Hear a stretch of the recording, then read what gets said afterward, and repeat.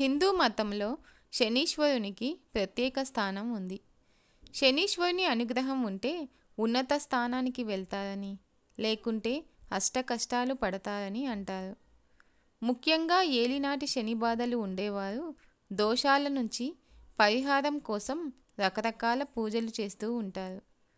అయితే ఇంట్లో మనం పెంచుకునే రకరకాల మొక్కలలో భాగంగా ఈ మొక్కను పెంచుకుంటే శని దోషాలు పోతాయని పండితులు చెబుతారు.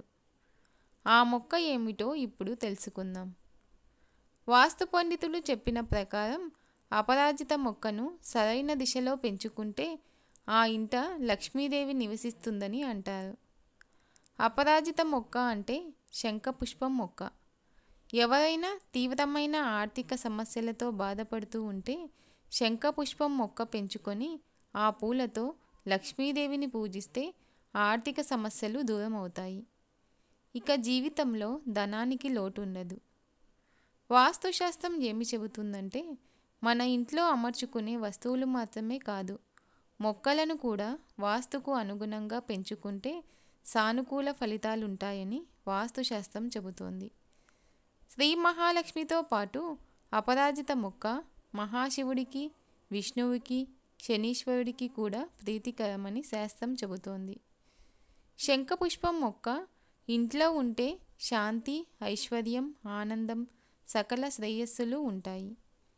ఇంట్లో శంఖపుష్పం మొక్కను పెంచి ఆ పూలతో ప్రతిరోజు శివుణ్ణి, వెంకటేశ్వర స్వామిని, ఆంజనేయ స్వామిని పూజిస్తే ఏలినాటి శని దోషాలు పోతాయని వాస్తుశాస్త్రం చెబుతోంది.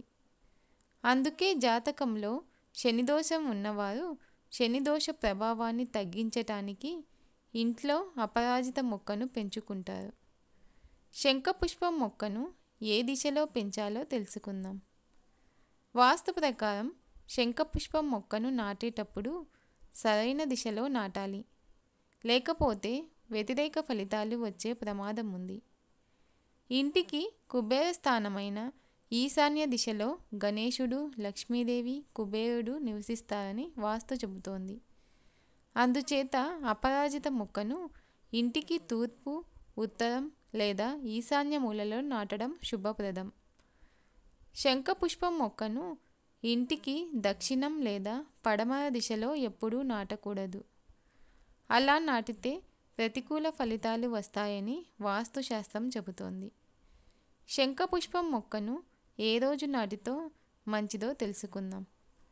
వాస్తు ప్రకారం గురువారం విష్ణుమూర్తికి, శుక్రవారం లక్ష్మీదేవికి అంకితమని అంటారు. అందుకే గురువారం లేదా శుక్రవారం ఇంట్లో అపరాజిత మొక్కను నాటడం శుభప్రదం.